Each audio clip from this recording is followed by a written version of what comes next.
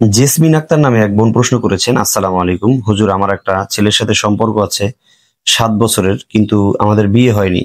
আমি তাকে দেখছি বারবার, সে আমাদের বাড়িতে আসে এবং সে আমার সাথে কথা বলে। এটা কল্যাণকর নাকি এটা কি ব্যাখ্যা হতে পারে, দয়া করে জানাবেন। প্লিজ রিপ্লাই দিবেন হুজুর। খুব গুরুত্বপূর্ণ একটি স্বপ্ন, যে একটা ছেলের সাথে তার সম্পর্ক আছে, বিবাহ হয়নি।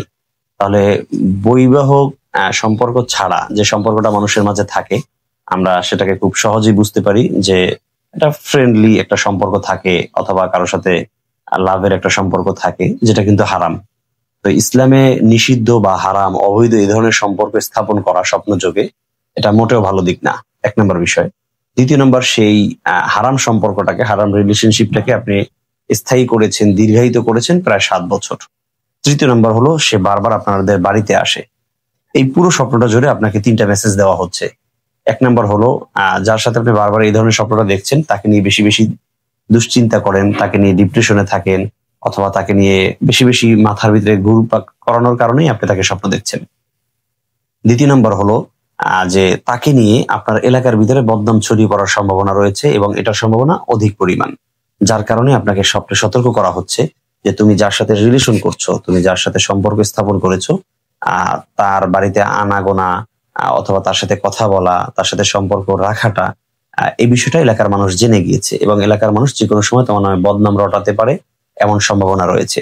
তৃতীয় নাম্বার হলো, যার সাথে আপনি হারাম রিলেশনে আছেন এবং দীর্ঘ 7 বছর আছেন, সেই মানুষটার সাথে আপনার বৈবাহিক সম্পর্ক স্থাপন করা ছাড়া দ্বিতীয় অন্য কোনো পথ আপনার জন্য খোলা নেই। আপনি যদি তাকে ছাড়া অন্য কোথাও বিবাহ করেন, তাহলে স্বপ্নযোগে আপনাকে যেটা বোঝানো হচ্ছে যে সে বারবার আপনাদের বাড়িতে আসছে, তার মানে আপনার সাথে তার অন্তরঙ্গ সম্পর্ক, বিশেষ মুহূর্ত কাটিয়েছেন।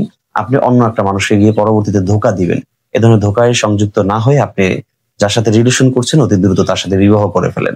যদি বিবাহের অবস্থা না থাকে, তার সাথে কুফুমিল না থাকে, অথবা অসামাজিক হয়, তাহলে সেক্ষেত্রে আল্লাহর কাছে তাওবা ইস্তেগফার করে, প্রার্থনা করে, জানের সাদকা দিয়ে তারপর নতুন কাউকে বিবাহ করে নেন। ইনশাআল্লাহ এর মাধ্যমে আশা করি আপনার স্বপ্নটা কল্যাণকর হবে।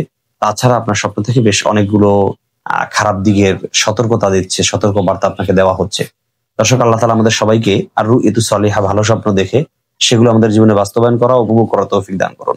দর্শক, সর্বশেষ একটি কথা বলে রাখবো, যদি কেউ নির্ভরযোগ্য স্বপ্নের ব্যাখ্যা জানতে চান, অথবা কোনো মাসআলা জানতে চান, আমল সম্পর্কে জানতে চান, অথবা যে কোনো বিষয়ে আপনি তদবির নিতে চান, বিশেষ করে ব্ল্যাক ম্যাজিক, কালো জাদু, বান্টনা, কুফরি কালাম, তাহলে অবশ্যই আমাদের সাথে যোগাযোগ করবেন। এ সকল বিষয়ে আমি চিকিৎসা দিয়ে থাকি। আমার জন্য যোগাযোগের জন্য বিস্তারিত থাকবে ডিসক্রিপশন বক্সে 3টি পেজের লিঙ্ক। যে কোনো পেজে মেসেজ দিলে আমার সাথে কথা বলতে পারবেন।